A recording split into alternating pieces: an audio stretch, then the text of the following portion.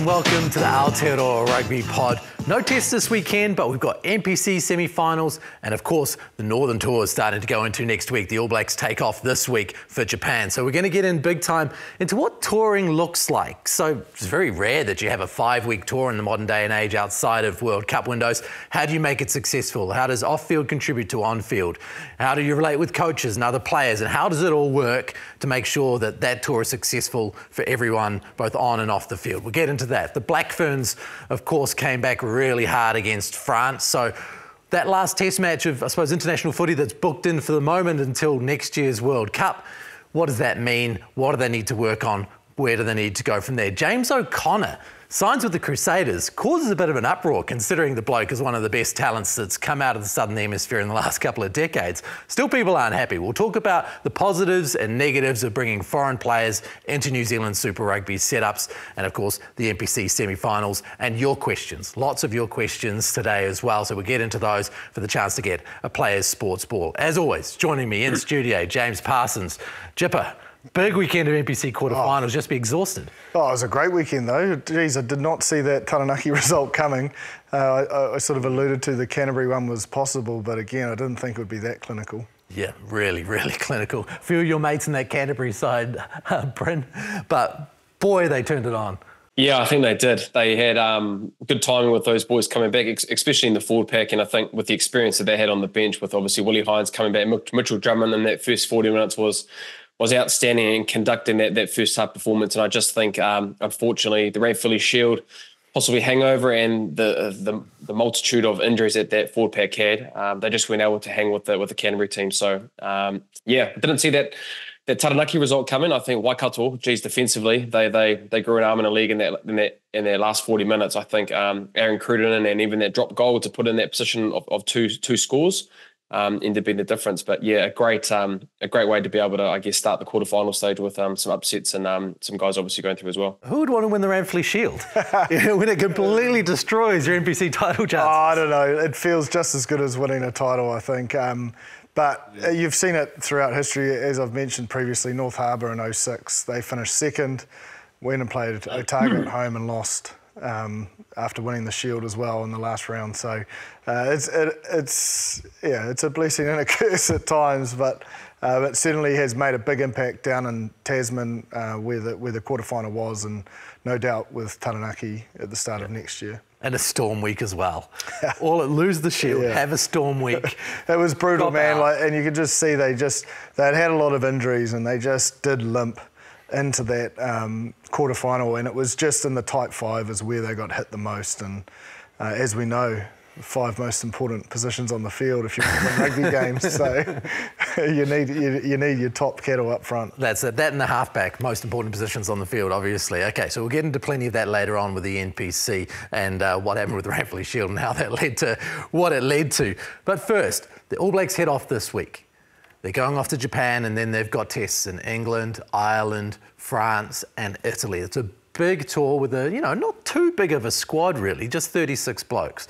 So how do you construct a tour like that, especially coming off the season that they've had, where there's been mixed results? How do you make sure that you make this work? Jipper, when you've been on these larger tours like they used to have more of back in the day, what was the foundation of making sure that thing didn't fall apart? I think it's all the prep and planning with the leaders and management before you even leave.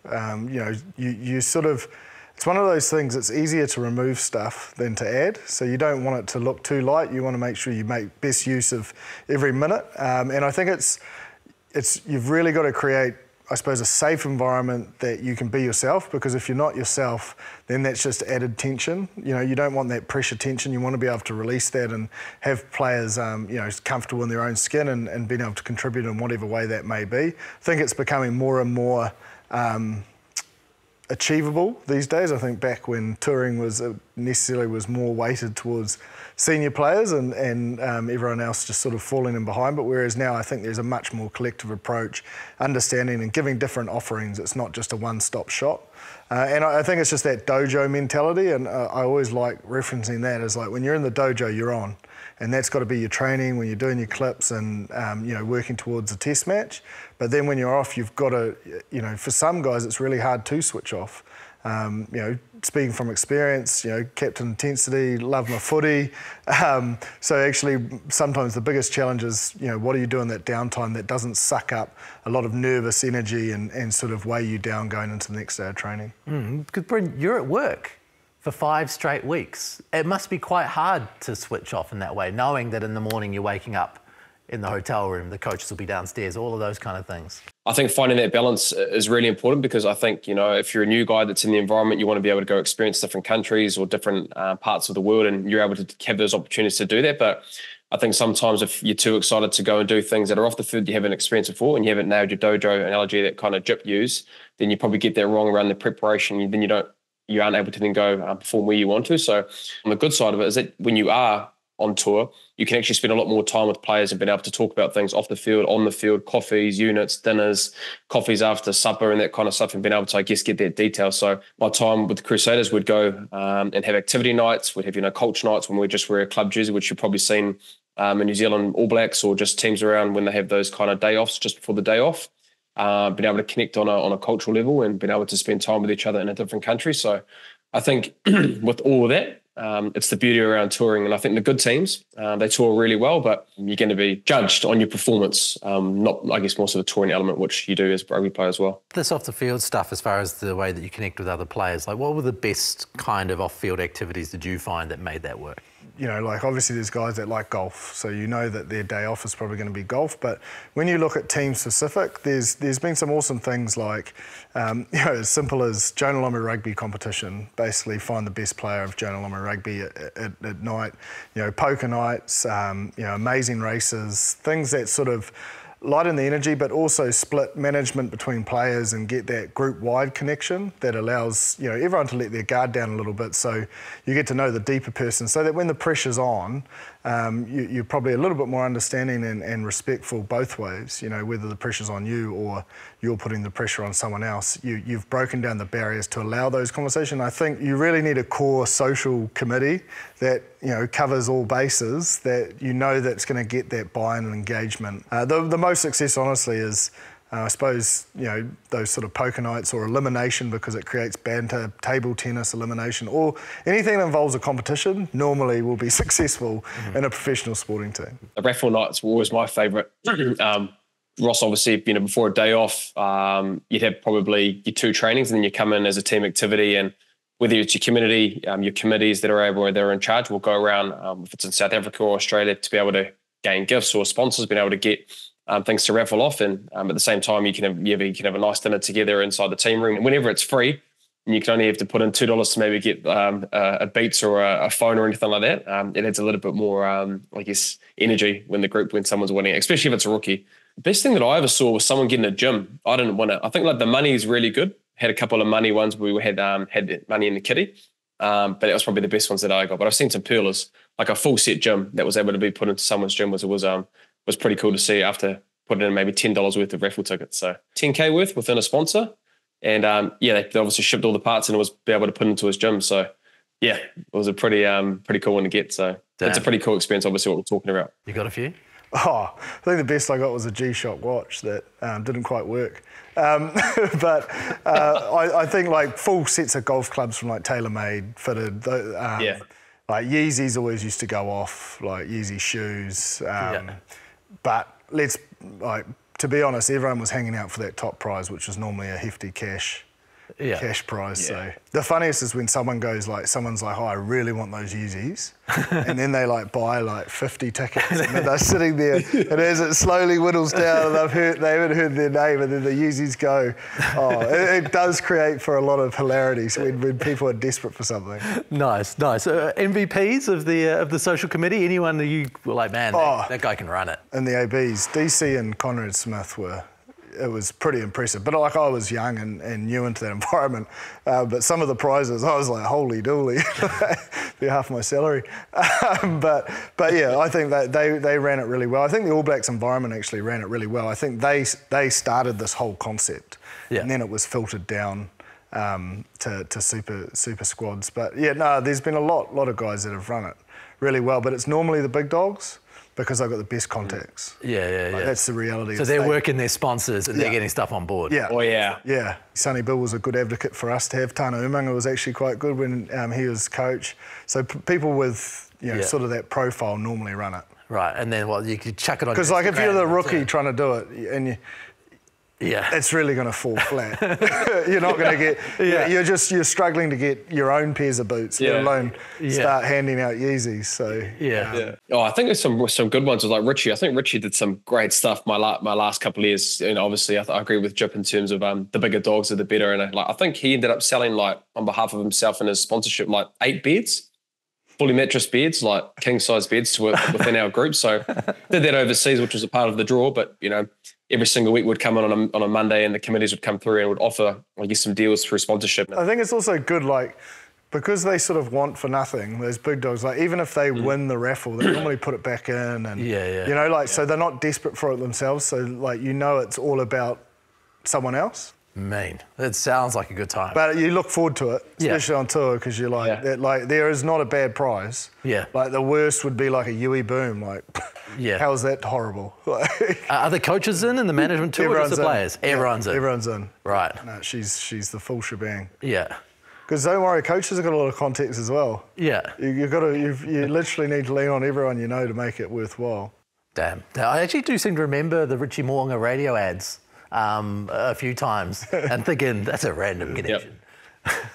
Well, that's it, mate. He's connected, aren't they? All the big dogs are connected and have those third-party deals. So I think Will Jordan goes pretty good in that space now with golf. So any form of golf attire or golf courses experiences, he tends to be the one to go to now these days. Izzy Dag would have been all right, surely. Oh, yeah. Oh, Daggy, yeah. And Daggy was so good around that. He was just so giving, like, because he was, just so well connected in everything and is very charismatic and I guess can talk to people very well. So the amount of times that free golf rounds, free this, free that, free shoes for the boys, free clubs. He gave me a set of golf clubs, just obviously because he's sponsored by Callaway or whatever it was, TaylorMade or whatever it was at the time. So Daggy was actually really good as well. And Matt Todd back in the day as well, he went pretty well. Oh yeah, Matt Todd. He's a sleeper. Yeah, he just ran a good ship, sorry. He wasn't good around the perks. He just ran a tight ship. So he was very good at getting the raffles and being able to get boys pick a few more raffles than they probably should. He was very good at being able to manipulate guys to get their money for the kitty, which I think in turn, at the end of the year, you want someone that can get as much money as you can for that end of year function or just throughout the year. He was all about turnover. That's hard. Turnover, man. Tell you what, Tonga Fussie's another sleeper. He was very good at it. Oh, yeah. He was undercover connected. Yeah. Especially in South Africa. Him and Sonny in South Africa, they were some of the better prizes going around. Yeah, I bet. Yeah. I bet they had a massive following in the Cape, eh? Well, yeah. They across South Africa, those two. Yeah. Are very well loved, so I forgot about that. The other thing I think about making sure everyone's happy on tour has got to be the roomie. Like, how does that work? Do you get a person for the entire time, or do they switch it up through the tour?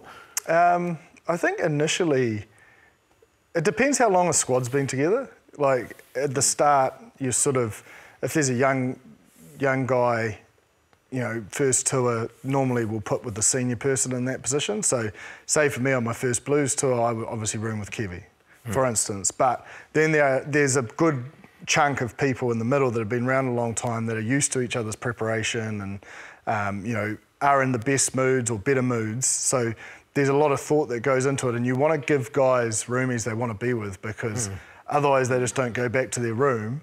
And if they're not comfortable sleeping, then, I've seen it as far as people pulling mattresses out of their room and putting it in their mate's room because they're not comfortable in the environment. So I think you have to nail that. Yeah. And even to the point that, some guys may want to have 3 into a room because they play PlayStation or whatever. So it's actually just having that open conversation so the other person doesn't get offended. Yeah. That it's not actually about you. This is just where I'm comfortable and so forth. So I don't think there was a lot of thought put into it when I first started. It was literally, I suppose the senior guys got to choose how and where they slept, and then the rest was just you were with who you were with. Right. But whereas now, it's definitely you want to be with someone you're comfortable with. Right. And Brenda, snorers with snorers, for instance. Snorers with snorers. Yeah, because you don't imagine someone who's a heavy snorer and someone who's not. It's not going to go well. Yeah, you got to see the clocks. We know snorers once they're gone. So you put them together, you know. But you can only discover that with experience, right? Yeah, 100%. And how long the squad? Because like I know a couple of times when I was in the New Zealand Barbarians, you know, like you don't know each other, and man, like snoring, hell's bells. My mate Jordan Tafua, oh really? He could go like the best. The beast could snore. Yeah. And I wasn't waking him. I can assure you that. I was not waking the beast. I kept very quiet. Did you do a couple of stints with Jordan? I used to live with Jordan back in the day, so I know firsthand. The bad thing is that we actually went in the same room. I could hear him from the other room. That's how bad and how loud he was. So that was Jordan. But Sione Mafaleo in North Harbour, just coming back. Getting some good stories around him and not being able to have him as a roommate. I think it's actually got to a point now with Noni. Sorry to say this about you, my old mate, but he has to have his own room. Because to come back around when it comes to JIP, you want to be able to sleep well and prepare well for your games. And it was just a lot easier for the club to be able to keep him by himself. So, and I think, to be honest, it actually kind of stays in it usually tends to be backs and backs. I find, backs and forwards. Very rarely, I think, in my time that I really have a forward as a roommate, I guess even at the Crusaders. So I think if you are on a long trip, like if we did a South African trip and stopped off at Perth and was like kind of like a 3-week tour, we probably found that we didn't keep the same roommate for the whole time. It was kind of just every single week, if we went into a different place, we'd have a different roommate. It'd be a different back usually. And so if it was a forward at one time, where I probably did a couple of times, but I had maybe Charlie Faumuina, but he was really good actually. Charlie Faumuina wasn't too bad of a snorer, but it tends to kind of be backs. I don't know if it was similar to like that back when you were playing AJ, I'm pretty sure. Yeah, I think naturally backs normally choose. But there were some obscure ones. I know like Michael Collins and Matt Duffy, you know, they got along with a lot of the forwards and stuff. So there would be almost like 4 of them. I think it was Cutter Pryor. Those guys would sort of rotate around. But normally backs with backs, forwards with forwards. Your favourite of all time? That's a good question. Probably Woody. Tony Woodcock. Yeah, because one, he knew I was a stress merchant, so he relaxed me. Because he wasn't stressed, so you know, so he sort of he helped me get through the week when I was a lot younger. So he was good, and it was just relaxing. Like it was, you know. Well, just don't worry about it, mate. Yeah. You'll be right. Yeah. Close the book. Yeah. No over talking either. You know. And Nick Mayhew probably. Nick Mayhew is another good one. Yeah. I was just going to say, Jim, if you weren't going to say Nick Mayhew, geez, that would have been tough. Kevy was probably the best. Now, I remember my first pre-season game in the Blues. I think it was 2011 or 12, and Kevy was my roomie. And you always think the youngest should, probably be doing his washing. I came back and my washing was all done and folded on the end of my bed. And I was like, oh, who did this? Did someone come and collect it? He's like, no, mate, I did it. I was like, oh, I'm so sorry. But that's sort of the leader or person he was. But he was very good. Do you have to do your own washing, or is there a person assigned? Depends. It depends what level of tour you're on. But pre-season, yes. Pre-season, you just... But like ABs and Super Rugby, no. But NPC or pre-season, yes. Yeah. And did Kevy press it? Was it all nicely ironed? ironed? It was nicely folded, mate. It was pristine. Yeah. It was very impressive. The goat. Yeah. I remember going down and calling my wife, going, oh my God, the most awkward thing just happened. Kevy's just done my washing. It should be the other way around. But yeah, no. How do you repay that favour? Definitely did not leave my washing in sight, that's for sure. I made sure it was a lot more ordered than it was. Yeah. But yeah, no, it was... we rotated after that. I understood that was the roomie way after that. Right. So he set a high standard. I was like, okay. Okay. You arrive in that room and you go, hey, look, this is what I'm going to do on Monday, Tuesday, Wednesday. Can you do it Friday, Saturday, Sunday? No, not really. Like, it was just an unwritten rule. Like, it would be 1 for 1. Yeah. But he showed the way. He didn't tell me this is how we're going to do it. He showed the way. Yeah, right. Like a good leader. That sounds like Keven MEALAMU to a T. Yeah. Very much so. Britta, you doing the washing for your roommates?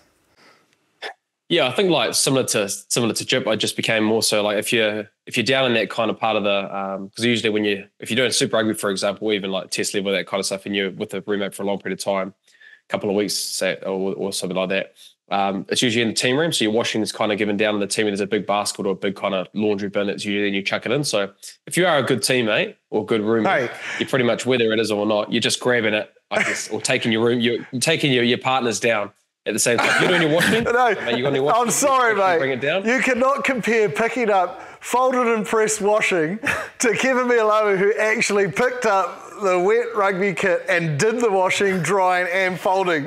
Oh, mate goes, yeah, look, if you're down where it's presented and handed back to you, you know, of course you grab your roommate's washing. My gosh. Sorry, mate. It must have just gone over my head. I didn't know that he actually took it, cleaned it himself. I thought he just did it, mate. He did the full job himself, mate. Oh, well, you know what, man, you can't beat that. You don't have anybody like that these days. That's world class. So apologies for actually not listening to you. I know, I waffle on a bit. I waffle on. Yeah. Jeez, I tell you what, Kevy, unbelievable. But yeah, I think little you think that's what happens at his house as well? What does Sam say? He just switches No, off. mate. It ain't. Oh, mate, come on. That's KEVEN MEALAMU. I don't know anybody in the world that's doing that these days. So. No, I don't think that. Honestly, he would be in the 1%. Yeah, it's 1%. Definitely throughout my whole career.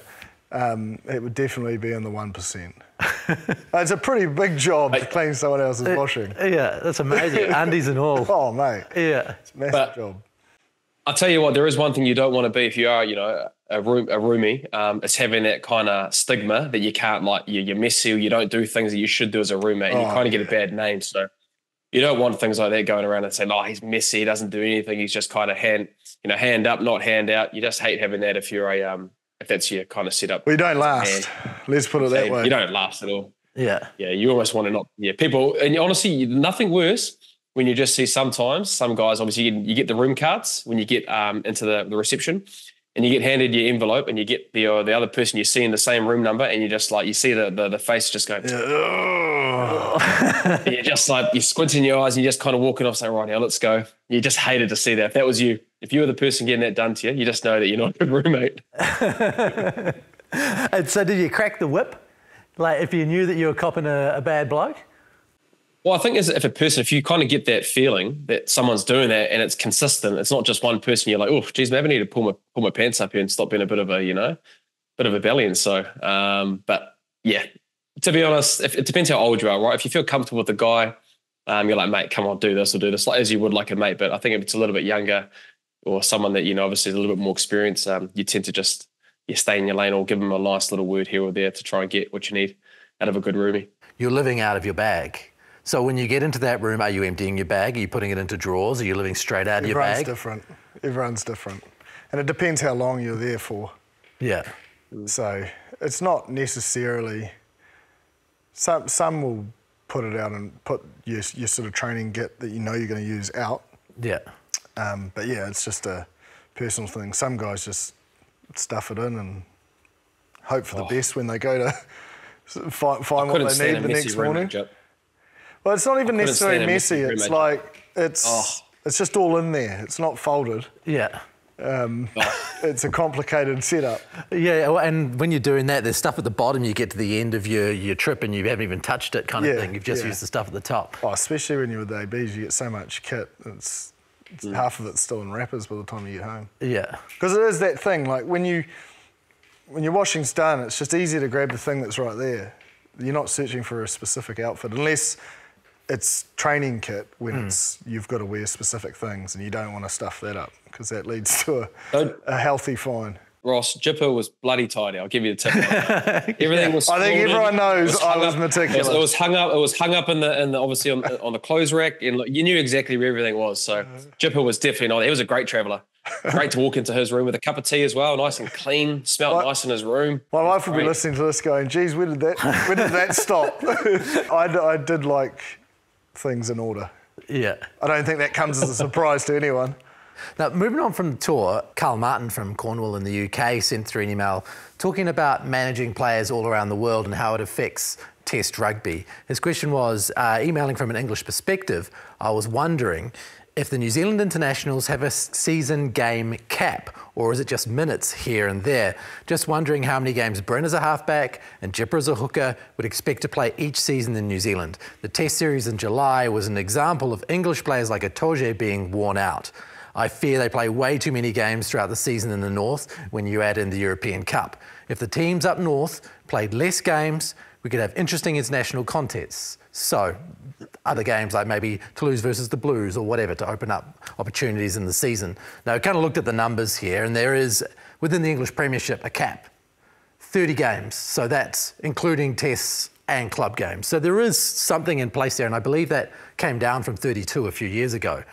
As far as New Zealand's concerned, you get 14 games in Super Rugby Pacific. The All Blacks have got 14 test matches. I mean, it doesn't sound like it's too dissimilar a number. No, it's not, and there's potentially some NPC games. For a full-time All Black, it's literally Super and All Blacks. So you're not going to reach that 30.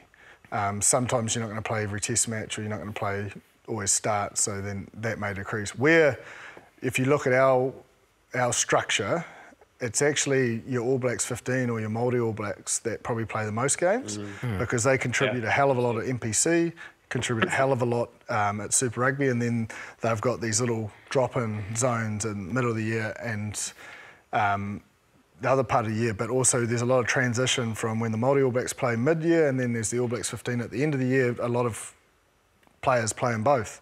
So then they get to probably around that 32, 33. So then, you know, from an individual basis, I think New Zealand has done it really well over a long period of time, and I know sometimes people get frustrated, but I think we've got into a really good space now where each individual's monitored to that specific individual and what they need. And sometimes it's not always games. Yeah. Honestly, the training week, actually relieving a bit of pressure during the training week. The game's a reward, remember? Like, the player wants to play. So it's how can we manage his year or so forth a little bit better that allows him to play as many games as possible. So, Bryn, we're talking kilometres run, breakdowns hit, that kind of stuff?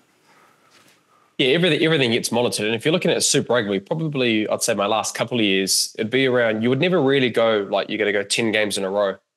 You know, you'd probably get monitored. You go, 5 or 6, and if you've played predominantly a lot of minutes, then you'd probably get a rest week or something that coming off the bench or so. Like, it's not like you were going 80 minutes for like 17 weeks in a row. So I think more so the difficult thing is, I think what Jip touched on is the guys that actually play the NPC, play the Super Rugby, and then play the New Zealand Māoris and then the All Black 15.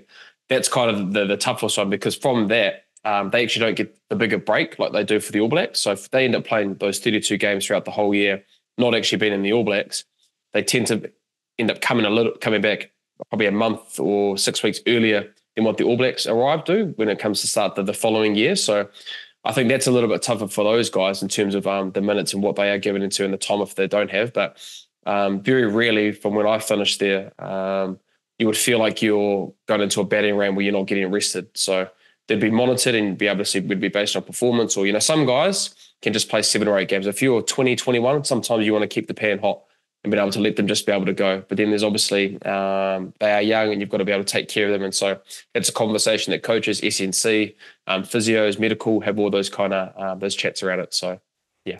There's like 3 or 4 players that would go over 30. Yeah. Out of the whole country, 250 or whatever we've got full-time professionals. So, and there is actually a group outside of the All Blacks interview tour group that gets monitored.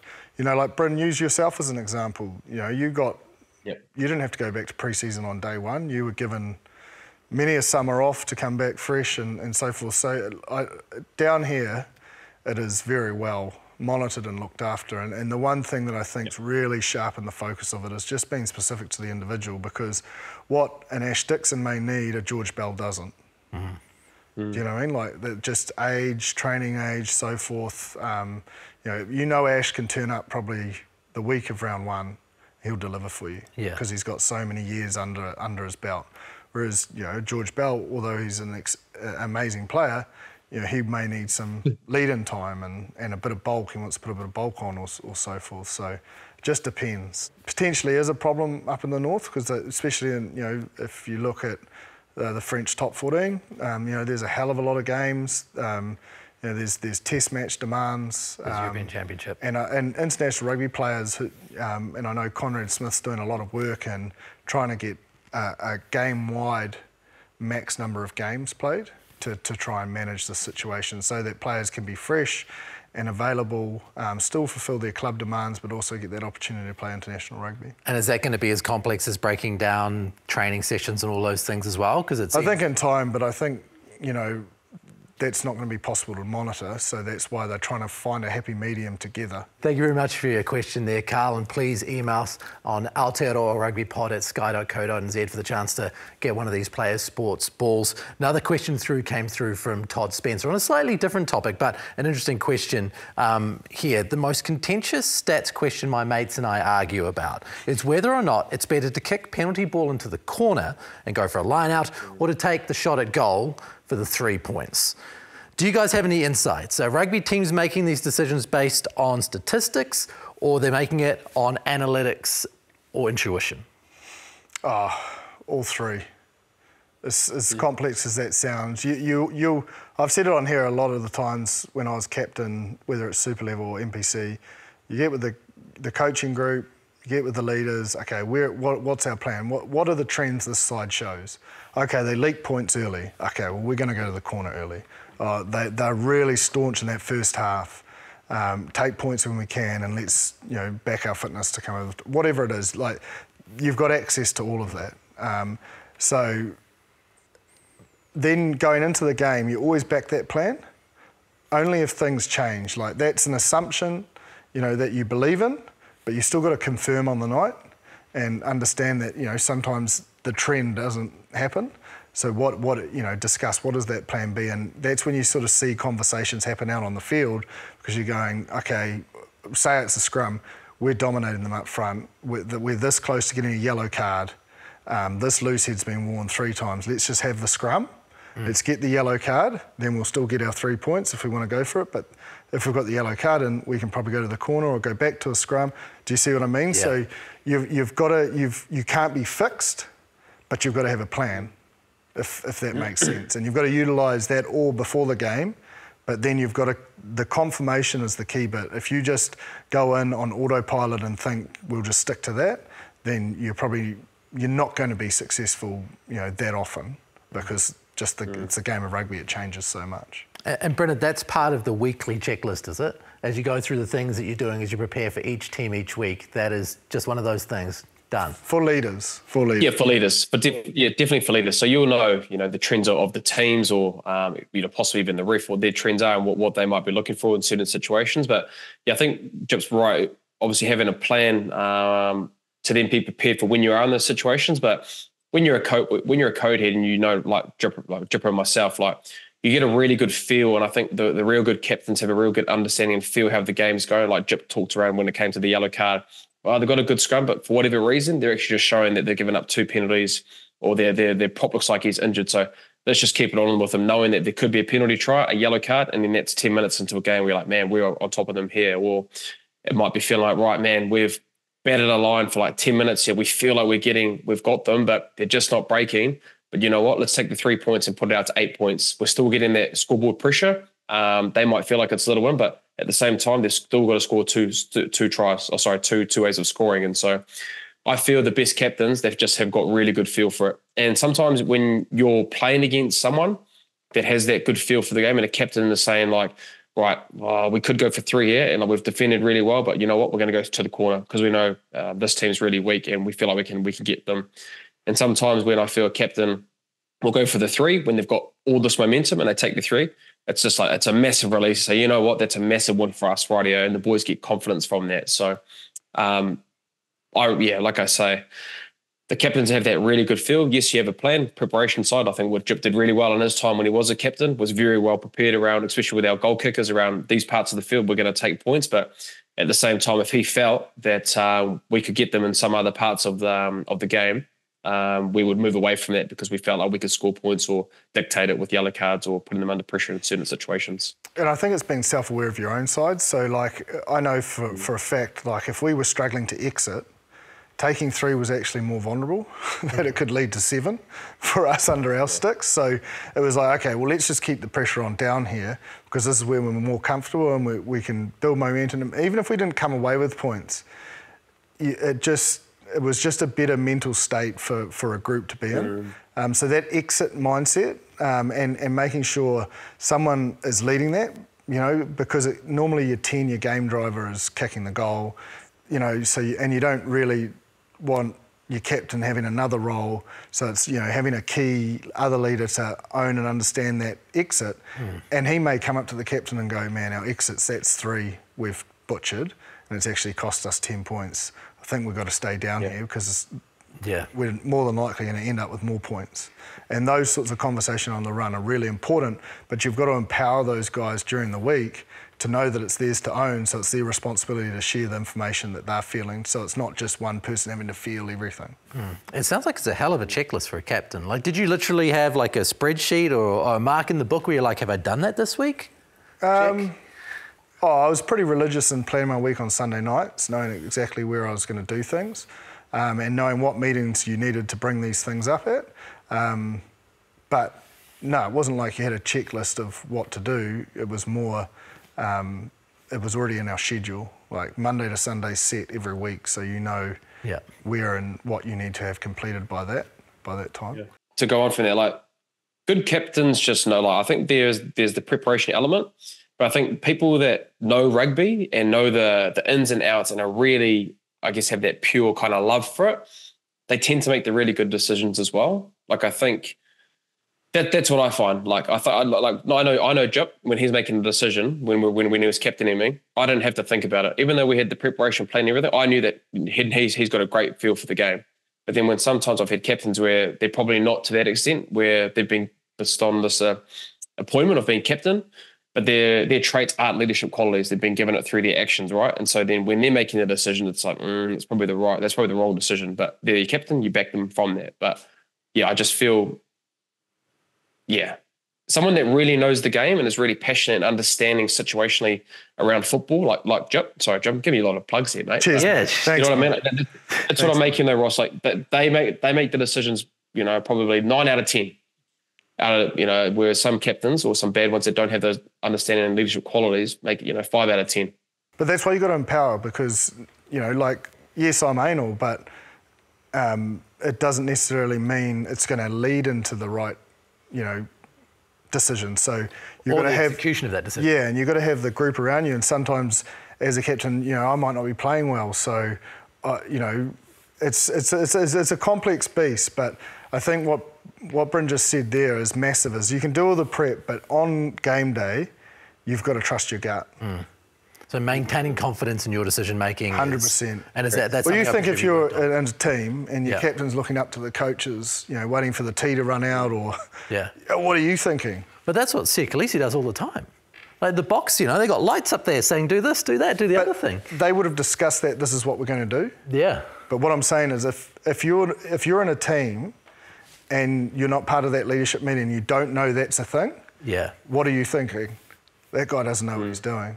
Yeah. You know, so it creates a little bit of distrust. So you've just got to make sure that everyone's in on the plan if there's a little bit of that. But if not, then you've got to show real confidence and decisiveness so that everyone turns up to that next job ready to go and not surprised or edgy or so forth. That's really interesting. So, Todd, there's the answer to your question. We'll send you the Player Sports Ball this week. We'll be in touch to get you to send through your details, and anybody else, please email us, aotearoa@rugbypod@sky.co.nz. And please take up our offer. You'll see on the screen here a QR code, which will take you to playersports.co.nz, and a code there, RugbyPod20, which will give you a 20% discount on all Blacks merch, boots and balls. So please go there, enjoy that from our friends at Player Sports who look after us week on week.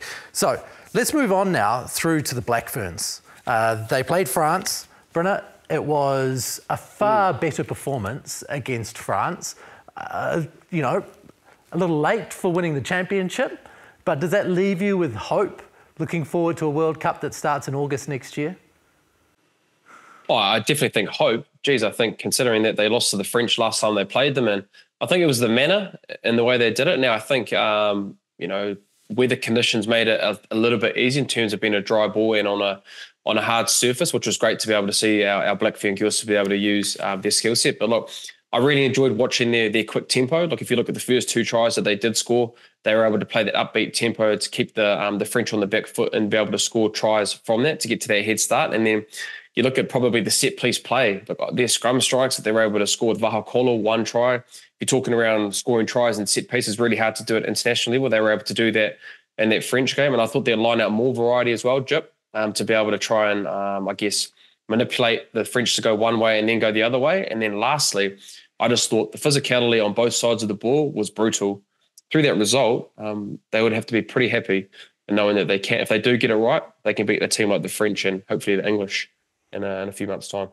Yeah, I agree with you, Brent. I think their creativity off set piece, particularly line out, even their little bunter plays, some going open, some going back down the short side, didn't necessarily lead to tries, but it actually corralled the French defence in, which freed up on the edge to score tries with ease. The one thing I liked at times is just that direct nature and the simplicity of their attack. So I'm a big athlete, I'm going through you. Olsen Baker, bang, I'm going over the top of you, and that quick ball leads to someone else, bang, over the top. And then, as I say, it corralled the defence in, and then it was just simple hands to the edge try, versus, make a line break and then just throw a 50-50. If they can get that 50-50 out of their game, they're going to put teams away, like massively. Like they're creating so many opportunities, like so many, and it's the no-look pass, or it's the, I think there was one where they tried to turn and pop it up and it knocks on, and the damage is done. You're in behind the defensive line. Just be patient, that one more ruck mentality. If you have not won the collision, you can't sight your target, or there's bodies everywhere, just one more ruck. And because they showed, as athletes, they can just go straight over the top of teams and play to your strengths. Like the Blues won a title on it. They said, okay, we're the biggest, this is, everyone knew what was coming. And I think the Black Ferns need to look at that game and go, okay, when things went well, we were just direct, ruthless in our kings, not looking for tips. But then when the tips opened up, they did that, but then also it was their reaction of those players getting in behind and being ruthless on those cleans. So simplicity in attack. Defence was much better, but the two tries, and I think this is their next step, because I think they definitely looked to try and spread the field, and there's only that one crossfield kick that they knocked on over the line that potentially could have been taken advantage of, but they weren't beaten on the edge as we've seen in previous, is that next job mentality. So when that the first try, the French player, like it's gone open, there's heaps of bodies there, and then she decides to cut back down, those players switched off, and that's all it takes at that level, is just to switch off for that second. You've always got to think, okay, the ball's gone that way, I'm going to press up, and then I'm going to connect in here. Rather than trying to look to run round a breakdown, press up, connect in. And if they'd done that, they would have cleaned her up. It would have been a brutal set of defence. They probably would have got a turnover. So it's similar things like that even from that scrum, their second try, everyone knew their role was to get round that corner, but sometimes you've got to read it. Okay, that speed of the ball's coming at a good speed. Yes, I'm supposed to get round the corner, but I just can't leave that hole there. So I'm going to plug rock and I'm going to shut this down. And then you hope the person behind you goes, okay, that's a smart decision. I'm going to go fill their role. That will come over time, no doubt, but because everyone just folded, I don't know who it was, but, they got in there late and they were low and they got them, but it was just too easy. Yeah. So you've got to have that ability and that nous to go, okay, that ruck, we've got no hunter in there. We're a metre from our line. We need to tighten up, because they weren't looking to pass it. It was always going to come through. But again, it was against the grain, and it's just that massive improvement defensively, but just that, that focus on, okay, that job's done, what's next? And not having that switch off, or that focus to go, that's a quick ruck, I need to do that. Other than that, it was a massive shift. And honestly, their attack is so good, but it's just they're their own worst enemy for a lot of it. And we saw that in the other two games, whereas this game, when they were direct and ruthless in nature, man, there's no stopping them. We've talked a lot about their kicking game. Do you feel like that was more on point this time, outside of the goal kicking, the infield kicking? It needs to be improved. What I do like in having Hannah King at 10, she is a person that can kick the ball quite nicely. And I think we saw even in that second half, it was very early in the second half, just after half-time, she put that kick nice and long to be able to make it go inside the French's 22. So, and she's an attacking kick as well. So I think we have seen an evolution of the attacking kicks that I think we have seen from the Black Ferns. We've seen Brunt do a lot of little grubbers of my Duplessis, little chips in behind. So I think they definitely are evolving when it comes to the attacking and kicking game, crossfield kicks as well. But I think exit zone is probably one area that they probably do need to work on in terms of trying to get out of their half and relieve that pressure, because when we do see if that ball does go off a kickoff, that it is deep, and they're then trying to attack from their own half, it's going to lead to be able to do knock-ons, break down turnovers. It's really hard to be able to try and get out of their half. So I think that's probably one area Mike Delaney and co in that Black Ferns coaching staff need to get better around their kicking from getting from exits. And I think, Maya Joseph is actually going to be very good in terms of the kicking game. So it's how can we be able to use her kicking game to try and exit, or being able to use the ball to get inside the half. Because when she did come on, pretty much off turnover or any kind of space that she saw with one in the backfield, she was kicking them long straight away to be able to get 2, 3, 4 bounces to then be able to get into the French's half from that. So I think it's the ingredients are all there. I just think there just needs to be a continuation of the length of the kicks, and I guess the times of when we are doing it, especially in that exit zone, because if we are going to play England in a World Cup final, we can't get out of our exit zone. We know that they're going to go to a line-out maul. Once they get into a line-out maul, it adds a lot more pressure to defend that, and then they can be able to get into our 22, and they can use their big forwards that, like the South Africans do, or like we did, like Jip alluded to when describing our forwards bullying them and going through the French on the weekend. Just over 300 days to go until this World Cup. I mean, they're in a similar position, I suppose, being a long way behind England going into the last one. This time they don't have home field advantage. This time it's going to be slightly tougher, isn't it? So what they've learnt on tour, I suppose, is going to be massive for them in an away World Cup. I think they'll take a lot of confidence from that game against the French. That was a pretty sharp outing. And I know I just nitpicked at a couple of things, but if they are to beat England, I believe those areas of just staying on and reading the play as it comes versus structure and system. You've got to be able to override system with what you see and how the game's going. If they can grow that element with the exiting, I don't know, the exiting is how can they get creative is probably what I'm thinking. Like the old adage of just passing the ball back and trying to block, people that are charging it down. I'm just not sure. We've spoken about it in the male game a bit. Is there someone else you can bail out to that you shape to look like Hannah's kicking, but then she just frees up? Someone out there, and then they kick it from edge, or they kick it, from centre, whoever it may be. Is there just somewhere they can create a little bit of indecisiveness that will allow Hannah to clear? So then you've got both options. What they don't have at the moment is they know it's either 9 or 10. And from a defensive point of view, you're just going to flood that channel. So it may be even a bailout that they run. Not that I think they need any more excuses to run from depth, but it may be that. Like somehow they've got to get teams analysing their exit game and going, okay, there's 2 or 3 things they can do here, but it's the same picture. What's it going to do, and what are we banking on? And then you're getting yourself in the race.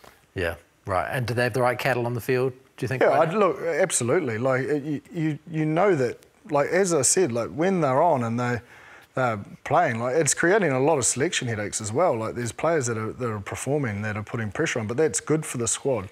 You know that there will be some 7 players that come across as well, and they've won gold medal after gold medal, and you know that that's going to add a hell of a lot to that group as well. But this current group can take a lot of pride from that performance. That was a hell of a way to answer back. Everyone predicted them to lose that test, and they turned up and dominated it. Yeah, it was very, very strong. Speaking of domination, Canterbury, we touched on it earlier.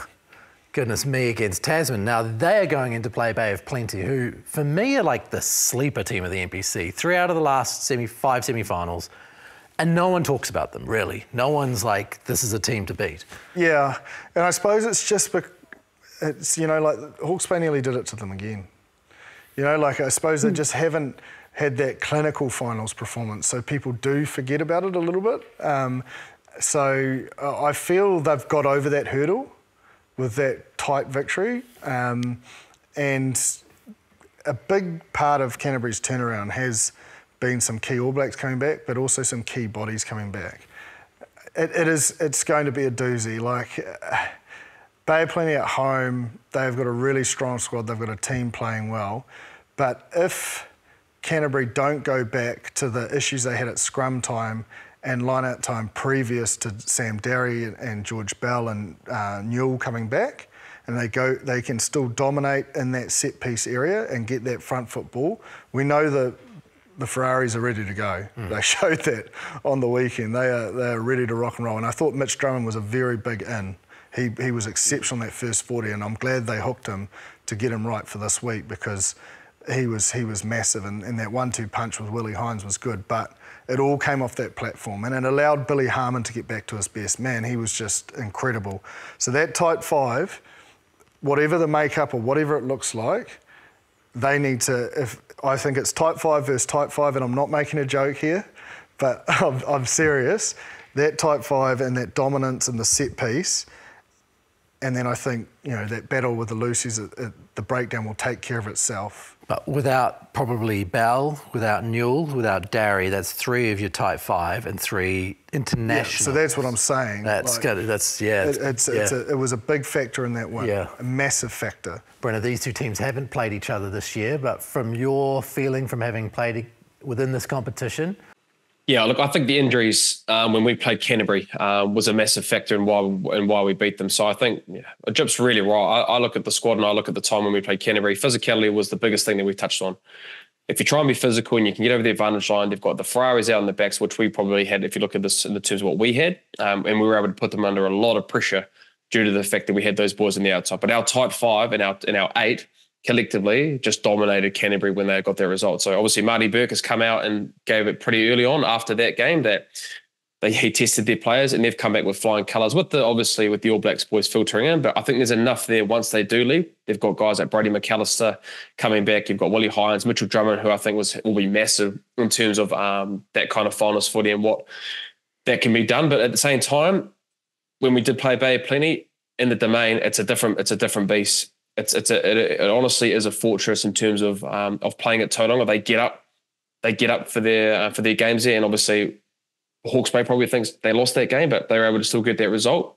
I think with being at home is a big part of that, but the physicality around the breakdown, and we talk about it a lot on this podcast. But if Canterbury aren't on in that stage, I can see Bay of Plenty winning that. But I think very similar to Jim. I hate to be on the fence, but depending on who's going to be playing, especially tighty with that last 20, who's going to be coming on in the last 20, it'll be pretty important. But if I had to pick one, I would pick Canterbury with the fact that Mitchell Drummond, Willie Hines are back, and their forward pack. It seems like they've turned a corner post that result against us. Bryn, what about Wellington Waikato? How do you see that playing? Man, I was impressed with Waikato. Geez, I was impressed with them. Their defense, like Taranaki threw a lot of them in that last 40. They just threw them at the kitchen sink of them, kept coming them, kept going out the back, and they did enough to be able to hold on and just showed a lot of care, I thought, in that quarterfinal. And I think with Aaron Cruden, I'm not too sure if he's going to be injured, but him coming back into an environment like that, coming back into that team at this stage of the competition is huge. And I know he got a shoulder injury at the back end of the game, so I'm not too sure, but I think if he plays, he gives them a really good opportunity to get the result. But I think Wellington, with how they are and how they are playing, and I know they obviously don't have the All Black boys there, but it's not as big as it is with the Canterbury side. But I think Wellington will just pick Waikato. I think it'll be a little bit too hard for them to back up their performance against the Taranaki only a week ago. I think Cruden needs a jab like Cooper Cronk. I think if he's not there, it's a big mountain to climb. Spoke to Cook Savage and a number of times to do the drop goal, and he said in the after-match interview that if I didn't have Koro, as he called him, as an Aaron Cruden, telling me for the second time to take a droppie, I probably wouldn't have done it. Yeah. So just that game smart, that game management is absolutely crucial. Where Wellington, when they have struggled, again, it's that set piece. They've had a lot of injuries in that tight 5. It hasn't gone all their way. They are slowly coming back, but obviously with Almour leaving, it makes it a little bit more challenging, because he was a pretty big part of their result on the weekend. So I think it'll be another close one. I think Wellington at home though, Luke Jacobson just dominated too much, and they snuck through as well. Without him there, just being that nuisance at the breakdown that he was, a complete and utter nuisance, I think Wellington, Duplessis, Creefy back, will get that one. Right. They've lost a few in the backs, Perenara, Proctor, Love, but they do have They've shown enough. They've shown enough. There's a lot of. I actually think it's beneficial for Wellington to have a break. Those guys have played a lot of minutes, and actually just having that week off or having less minutes is actually setting them up really well for a semi. So for you, it's a Wellington-Canterbury final in Wellington? Oh, give me a week. Based on not seeing teams. Yeah. Yeah. Okay, and for you, Brynner? Wellington, Canterbury. Yeah. Thank you once again for joining us here on the Aotearoa Rugby Pod. Get in touch, aotearoarugbypod@sky.co.nz, or get into the YouTube comments and we'll do our best to answer your questions as we look ahead to the big late October, November window of test matches to come next week. So thank you very much for watching and supporting the show. Thanks to Jipper, thanks to Bryn down in the Christchurch studio today. And also thank you to all of the studio crew and everyone else here at Sky who helps put this show together. So appreciate you all coming along for the show. Kia pai te wiki. See you next week.